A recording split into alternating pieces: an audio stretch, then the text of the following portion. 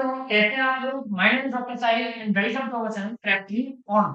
बच्चों, आज हम इस टॉपिक के बारे में जिसकी पीवाईक्यू की क्वेश्चन हम देखने वाले हैं, उस चैप्टर का नाम है sexual reproduction in flowering plant की बात करने वाले हैं। बच्चों, आज हम बात करने वाले हैं sexual reproduction in flowering plant.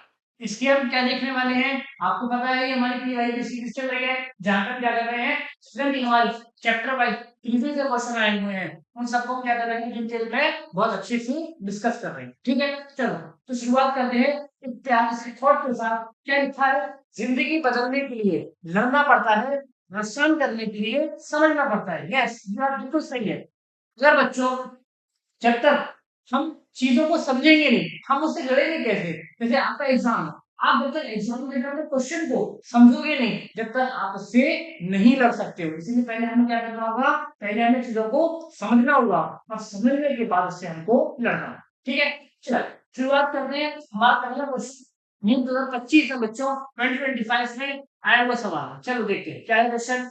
Question कहता है एक typical unfertilised angiosperm embryo sac at maturity is 8 nuclei and 7 cell. हाँ भाई, बिल्कुल सही बात है। तो हमारा एम्ब्रियो सेट होता है बच्चों, शायद आप लोगों को याद होगा, जो हमारा एम्ब्रियो सेट होता है बच्चों वो कैसा होता है, जैसे कि आपको शायद याद हो, है ना, हमारे एम्ब्रियो सेल के अंदर क्या होती थी, एंटीपोडल सेल देखने को मिलती थी, है ना, सिनर्जिक सेल होती थी, एग सेल होती थी, पोलर न्यूक्लियाई होता था। ये सारी चीजें होती थी, 8 न्यूक्लियाई 7 सेल। इस स्टेज को हम लोग कहते थे। चलो ये वाली बात बिल्कुल सही है। दूसरे को कह रहे हैं कि egg apparatus has two polar nuclei. नहीं नहीं नहीं, ये बात क्या हो गई, रद्द हो गई। भैया जो एग एपरेटस होता है, एग एपरेटस क्या होता था, वहां तो हम दो सिनर्जिक सेल और एक हमारा एग, इसको मिला करके क्यों हम लोग कहते थे, क्या कहते थे हम, इसको मिला करके हम लोग कहते थे एग एपरेटस। तो इसका मतलब आंसर से तो सही है, रीजन गलत है। तो आंसर क्या हो जाएगा, assumption true, reason false. Clear हो गई बात भाई, ये वाली बात सही है।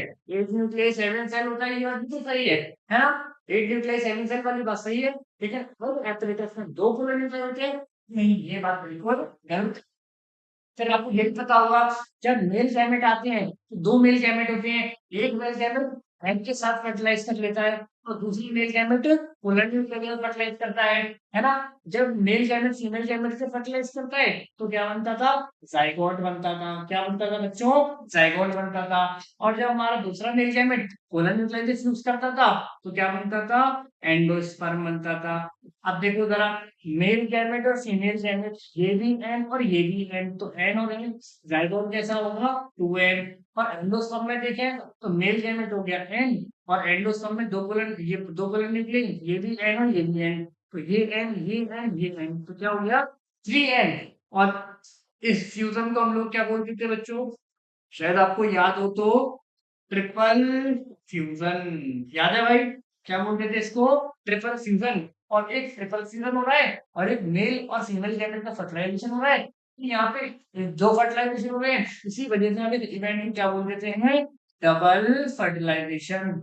डबल फर्टिलाइजेशन दो चीजें आ रही है, तो फ्यूजन है, एक आपका फ्यूजन और एक आपका मेल और फीमेल गैमेट का फर्टिलाइजेशन, है ना, सेम जिसे हम लोग कहते हैं। चलिए वाली बात, चलो आगे चलते हैं। नेक्स्ट क्वेश्चन देखते हैं भाई। नेक्स्ट क्वेश्चन क्या है, how many meiotic and mitotic division need to occur for development of mature female gametophyte from a megaspore mother cell in an angiosperm plant। ओहो, ये क्या पूछना चाह रहा है बच्चों, ये पूछना चाह रहा है कि भैया जो हमारा एम्ब्रियो सेट बनता है, जो हमारा फीमेल गैमेटोफाइट होता है, इस फीमेल गैमेटोफाइट में कितनी बार मियोसिस और कितनी बार माइटोसिस होती है, जब वो किससे बनता है, मेगास्पोर मदर से। चलो देख लेते हैं। देखो भाई, आपको पता होगा ये क्या है, ये है हमारी मेगास्पोर मदर सेल। ये क्या है बच्चों, मेगास्पोर मदर सेल। अब ये मेगास्पोर मदर सेल क्या करती थी, मियोसिस करती थी।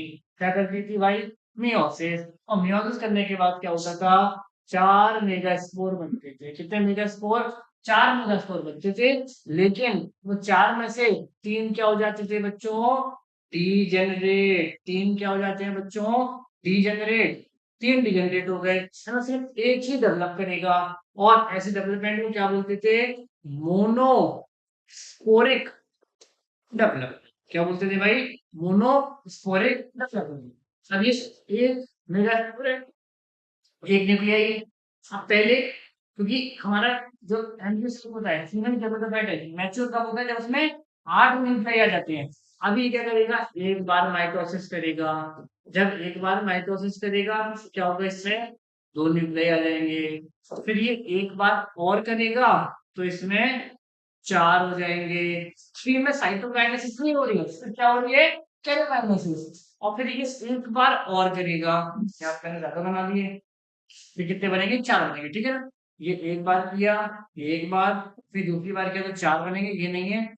अब ये एक बार और करेगा तो 1 2 3 4 5 6 7 8, 8 निकले भाई। एक एक के डबल डबल हो जाते हैं ना माइटोसिस में, एक के दो, दो के चार, और चार के 8, तो यानी कि ये 2 और ये 3।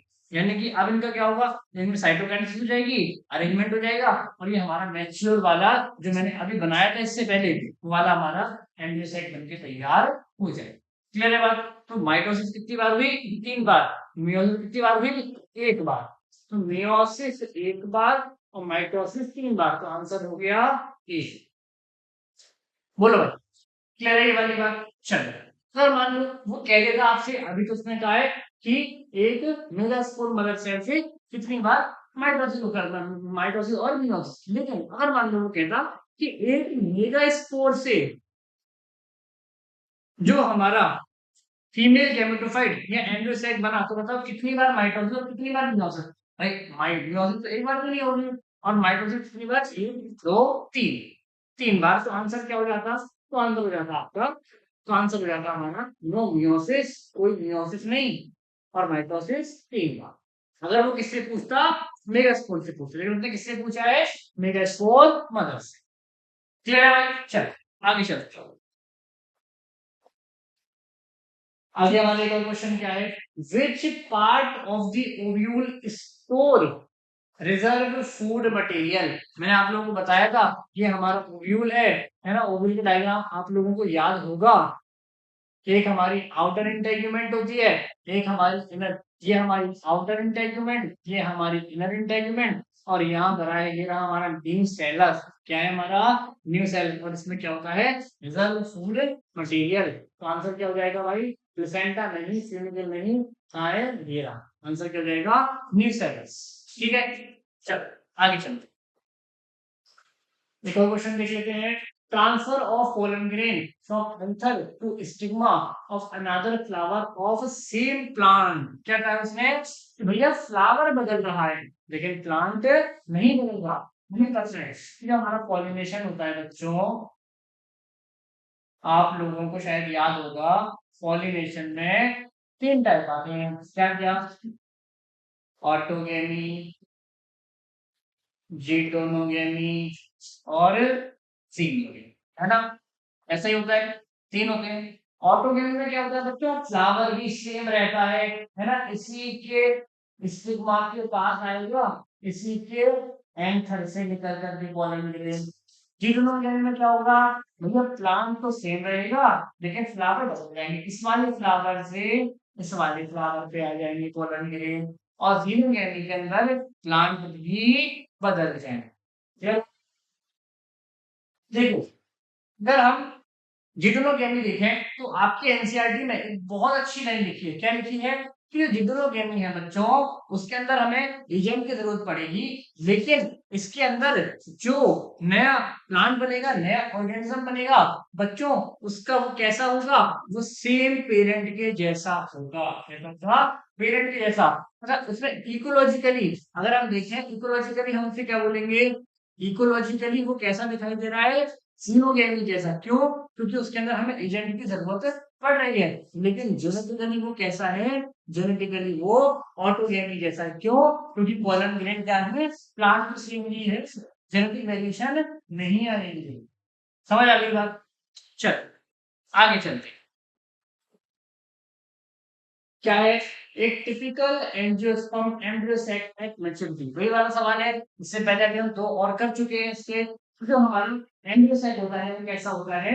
एक न्यूक्लियाई एंड सेल।